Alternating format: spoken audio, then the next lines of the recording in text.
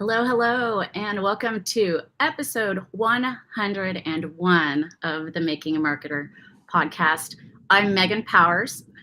This show is made possible by my company, Powers Marketing. We focus on strategic content creation, including podcast and event production, hosting, and emceeing. And I'm so proud of myself because usually on live shows, I forget to say my name. Welcome to my guest today, Rain Bennett. How are you? I'm doing well. Never forget your name. Well, it's funny because as I said that, I was looking, and normally it's our names are displaying, but they're not displaying. So, Well, good thing you we'll said it. see. We'll see what happens. Oh, it's always an adventure. My co-host Jen Cole is in the audience. Welcome, Jen. Happy Tuesday to you. Hey, Thanks for Jen. being here. Have you two met? Oh, just I think on the Officially? Twitterverse. Yeah. On the Twitter. I like to say it like that too. All right. I'm going to read, for those who don't know, Rain, I'm going to read your bio. Rain Bennett is a 2-time Emmy-nominated filmmaker, writer, keynote speaker, and storytelling coach with over 15 years of experience producing documentary films. With his company, 6 Second Stories, he helps purpose-driven companies and organizations create short-form, heartfelt video stories to motivate their audiences to take action. His films and articles have been seen around the world, and he hosts a weekly podcast called The Storytelling Lab. His mission is simple: to teach people how to leverage storytelling to grow their communities, deepen their connections, and maximize their impact in minimal time. Now, I would have loved to have you on to talk about storytelling, especially 6 seconds. And I'll make sure to include a link to your book too. Okay. In the show notes. But we just had 2 guests on that talked about storytelling, and I know like no one has no one's cornered the market on how to do it or what it's all about. But I thought you have so much to share that would be interesting to like maybe talk about something a little bit different today. Yeah, absolutely. Well, I will say, just like stories, all of us are different, and therefore our approach to whatever we do is different, including storytelling. And so I talk to a lot of storytelling experts, and part of what my work is about is finding what your unique perspective is on the work that you do, what that is, and then who would benefit from it the most, so that you have a clear lane where you don't have competition. So none of the people that I have on my show that are keynote speakers, storytelling coaches, like exactly the same things that I do, are competitors, because we come from different backgrounds. Like I come from a documentary filmmaking perspective. They may come from, working on the marketing team at Google or something like that. And so we land on the same thing, stories, but from different perspectives. And the point is to find the people who would benefit most from my perspective, and I hope, find the people that would benefit most from their perspectives. And so that in that way, we can be in a position where we don't really have competition. And I think a lot of the stuff that we'll talk about today is in that realm of like clearly understanding what you do differently than someone else, so that you can kind of, fail-proof, foolproof, your mission, and be able to adapt and adjust along the way, turn your story around, if you will. For sure. So on that, we're going to talk about having how to turn your tragic flaw into your superpower. Now, anyone who's been listening to this show for a while might remember that we actually used to ask our guest as a last question, if they could have a superpower in their job, what would it be? So I am going to put that to you before we dig into it. If you could have a superpower in your job, what would it be? Me? Yeah. I try to live my superpower. My superpower is connecting people most often, but really starting to connect the dots. And that is through communication. So I think the number one human skill that you can have undoubtedly is communication, because it makes all the other skills that you may possess even better. And the way we communicate as humans is, spoiler alert, stories. So I would never state that I can't constantly get better, and I'm on a quest to do so. But I don't need to know how to fly, right? I need to understand how to clearly communicate my message to my people. If what I want to do in life, my goal is to live my passion, do what I want to do for a living, and which is not always easy, right? Like I build a business around who I am as a person. Like I made a business out of that, and I want to be able to do Right. that. But in order to do that consistently for the long term, like I have to have a very clear line on who I help the most and how and why, and then be able to communicate that efficiently and effectively. And so that's the superpower I'm after. And it's honestly the superpower I think most people should be after, instead of something like, if you ask most people that question, they're going to want like super strength or the ability to I fly. want But it's like, I want to fly. Make no yeah, mistake. I yeah, want I to don't know fly. what you're going This to is a do with that. hypothetical. This is a hypothetical. It's What you going to going to keep do if me you can out of. fly? I'm not going to have to sit in traffic. Okay. Well, But yeah, but okay. You got that. And then what? this was You'll be flying this around was with a everybody else. this wasn't a literal. You took it too literally.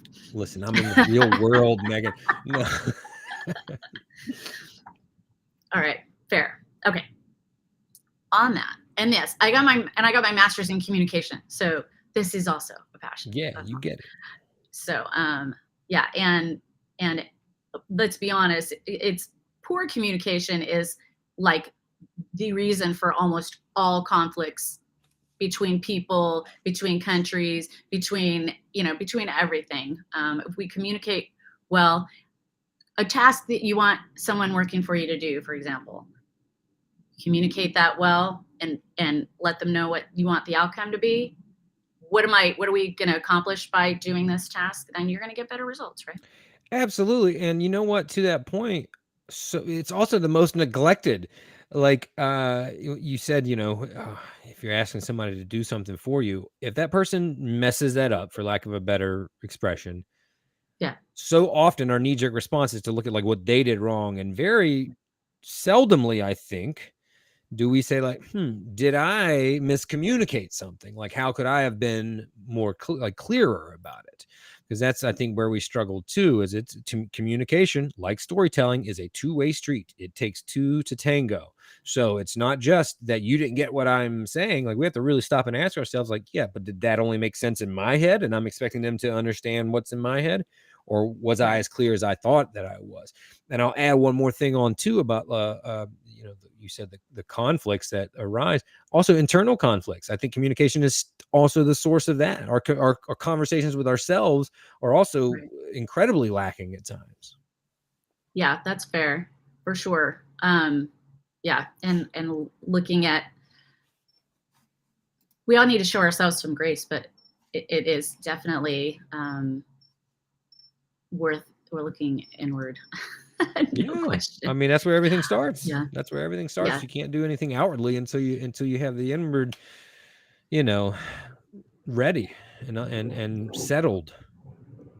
Yeah. Yeah, and I think too, people get caught up in like stress of the moment, and we got to get this right away, and then that things can start to break down.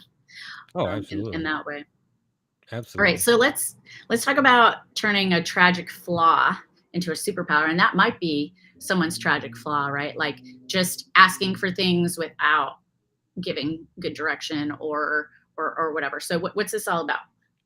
So, I mean, this is actually a speech and a course that I've been giving a lot over the past couple of years, and surprisingly, it became an official real estate continuing education course in Tennessee, which I was excited that realtors wanted to learn about this sort of stuff and not just like contract law.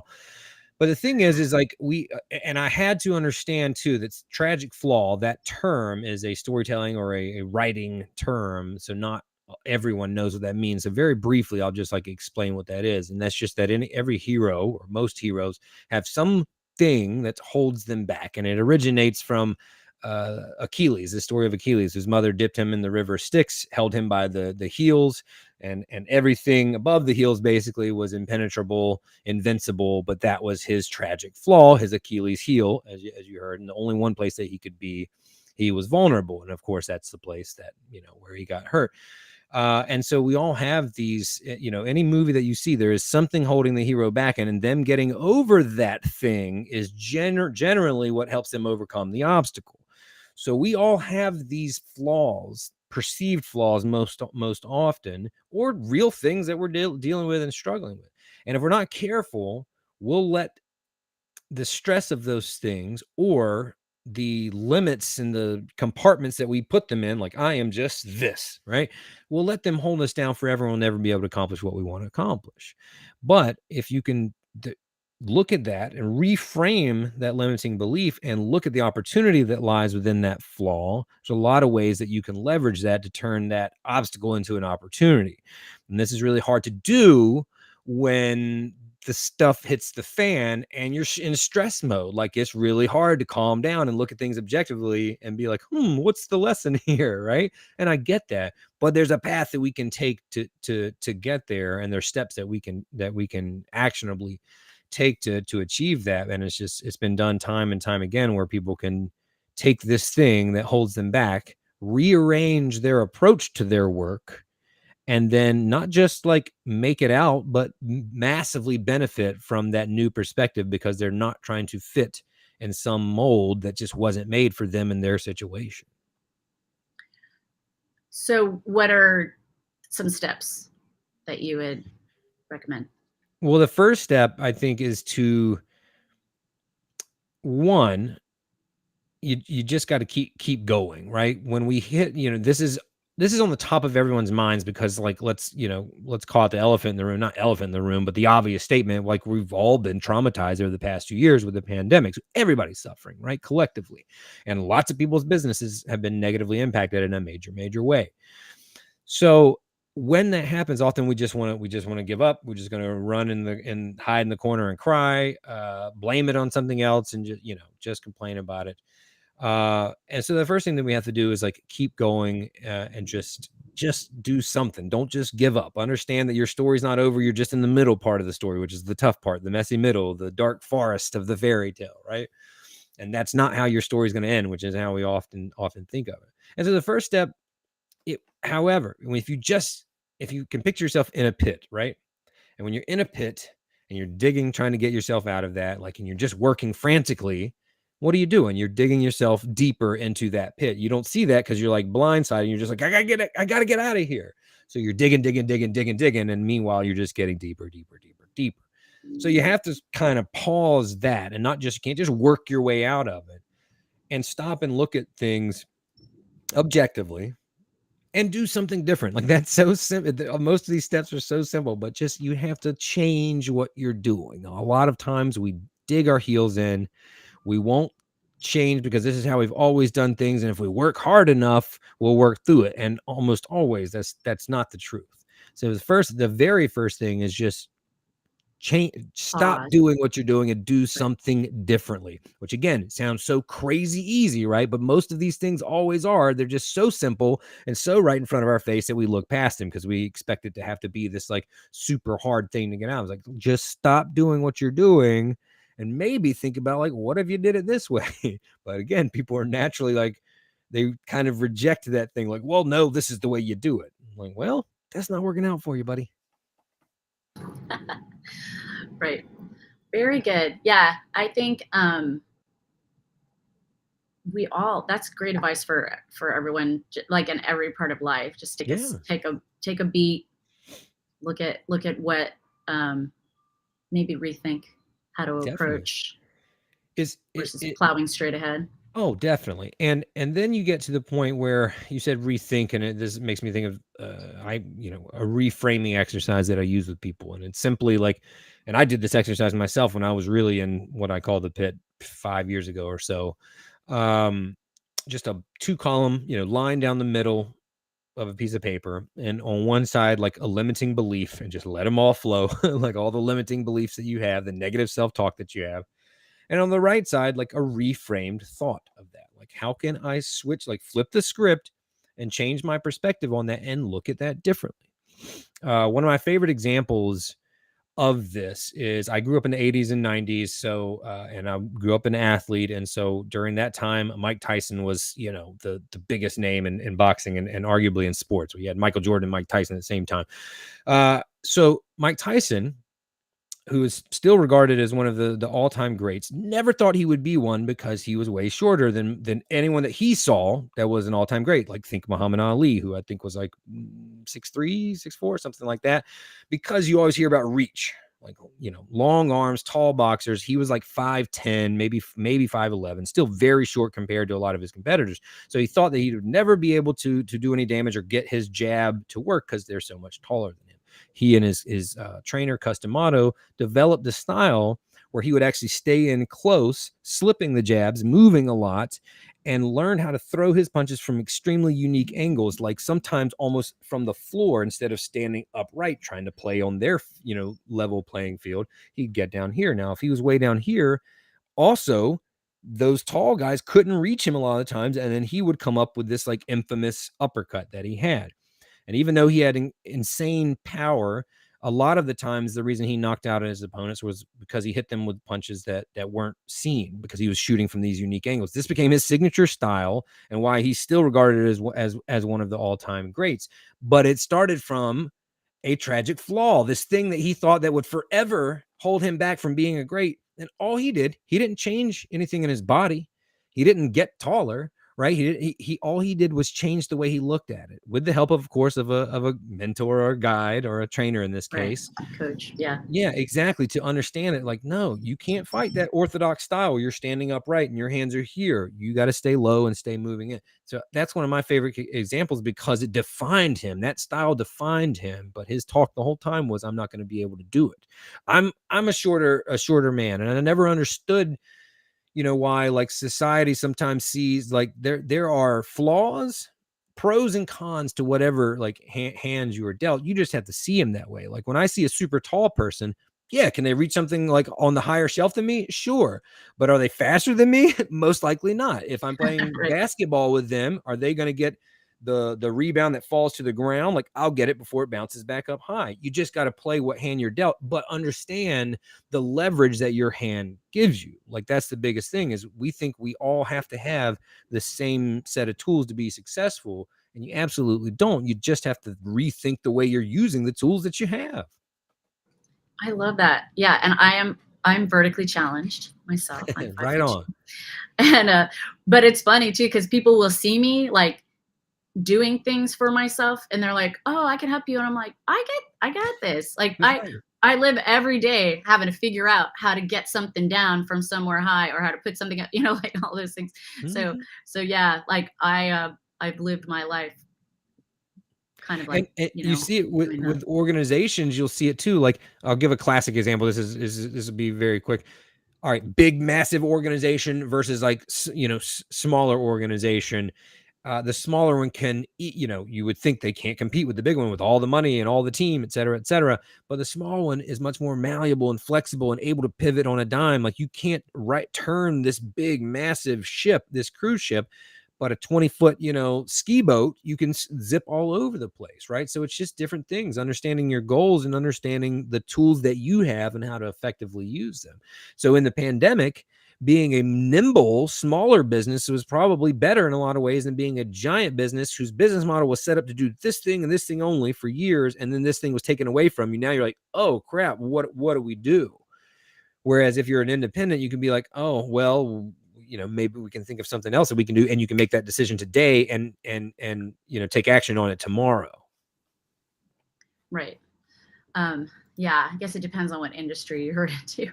Meetings and events and hospitality took the biggest hits, I think. But yeah, but I like that perspective. Well, I'll give you a quick example there. My brother Yeah. is a caterer and did 95% weddings, maybe 90%. So lost hundreds of thousands of dollars because all weddings ceased, right?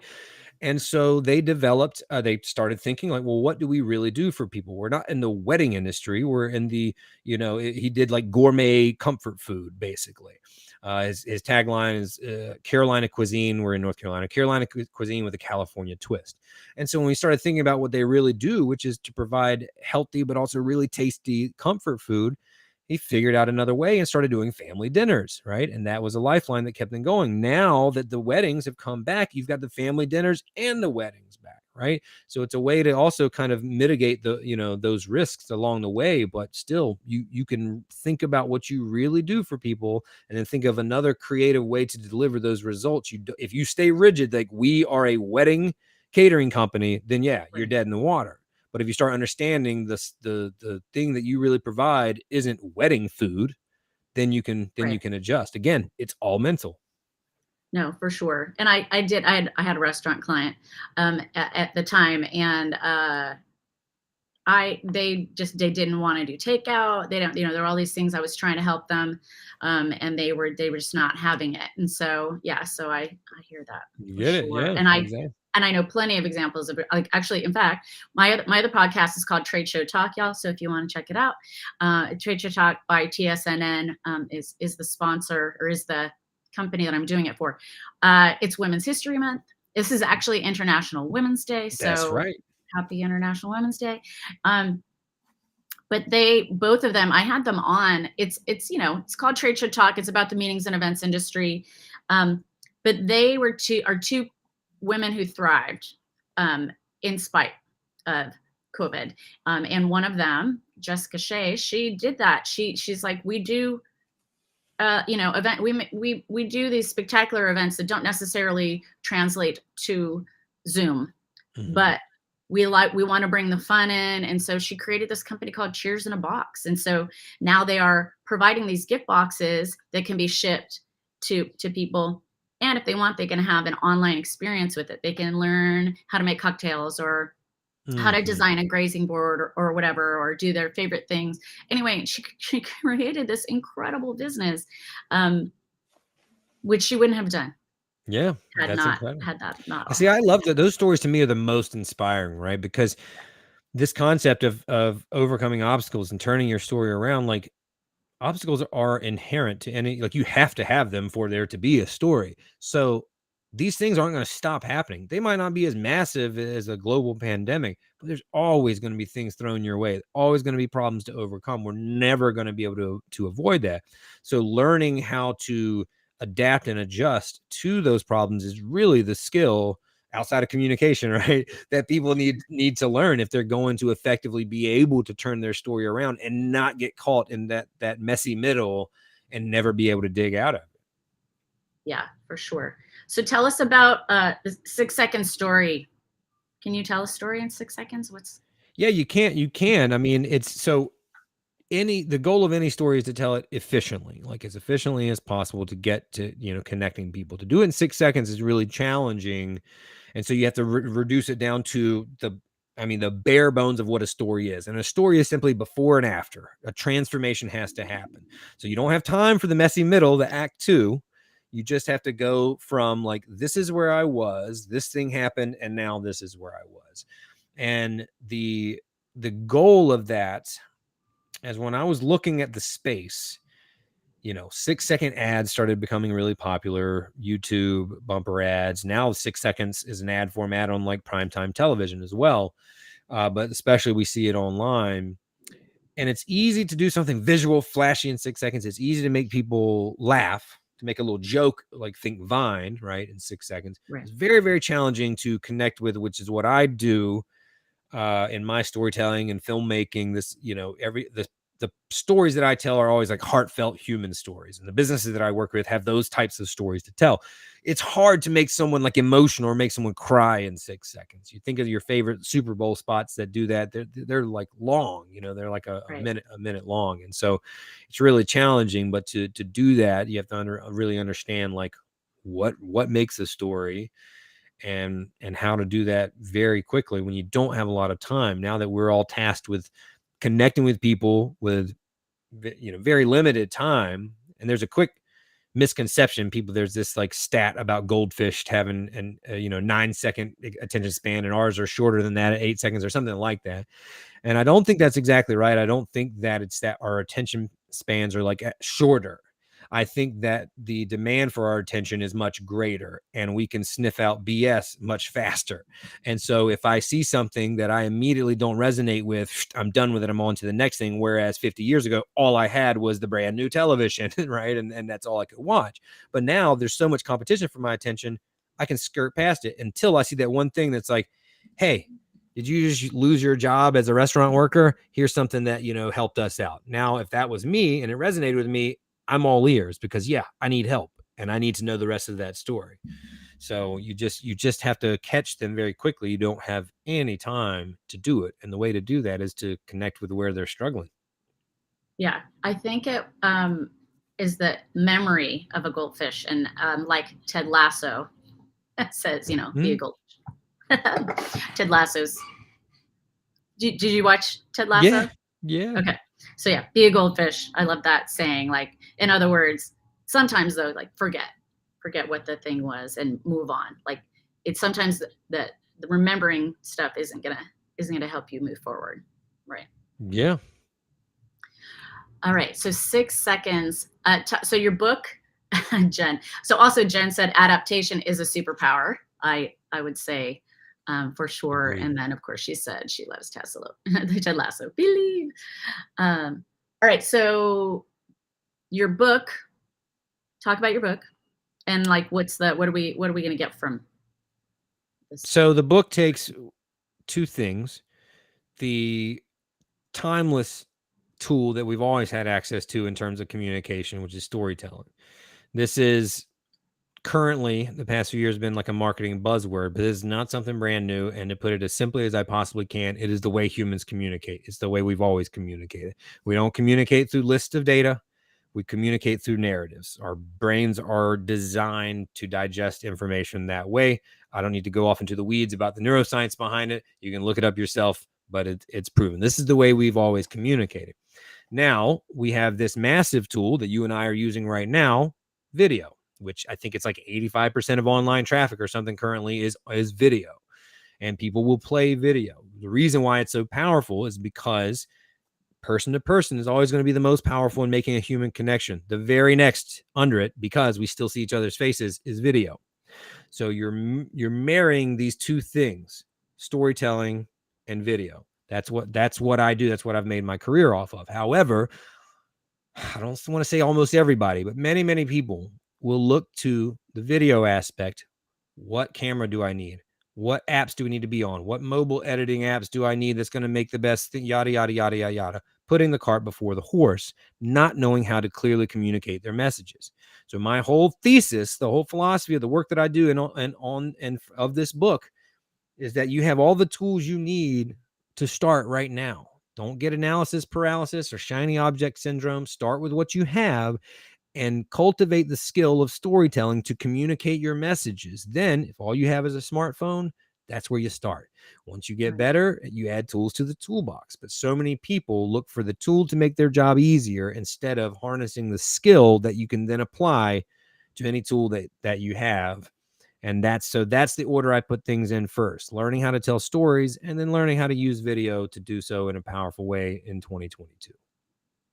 I love that. Yeah. Well, and start with why too. Like, why are you Yeah. doing it?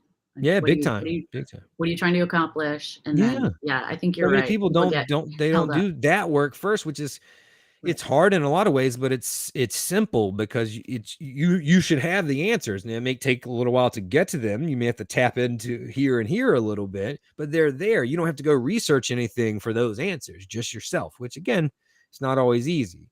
And that's maybe why people are resistant to doing that and just looking for, like, well, what's the thing I need to buy to do it? And it's like, your work is never going to be easy.